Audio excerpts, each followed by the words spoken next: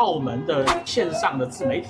跟內地的線上自媒體有什麼不同？我嘅感受就係澳門線上嘅自媒體，因為冇經歷過打交內卷咁樣嘅過程，所以佢哋係好純粹嘅。佢哋如果去做內陸嘅自媒體，會有3個點會比較缺失。第一個快速留客呢個點。因為你去睇翻澳門好多自媒體，其實就係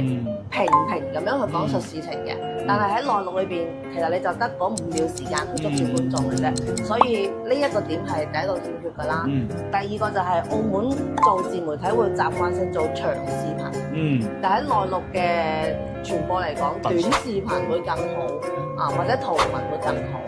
咁仲有第3個喺運營角度上邊，佢哋係諗起有乜嘢就發咩嘅。佢哋係冇呢個運營時間節點嘅，比如大節日之前啊要做啲咩嘢啊，比如6月同7月發嘅嘢可能又唔一樣，比如我哋今次出去發嘅係做一啲過年前嘅一啲內容會比較為主啦，係咪先？咁喺澳門相關嘅部分，我哋係冇見到，起碼我哋今次去睇嘅冇見到任何一啲提前報告嘅事情。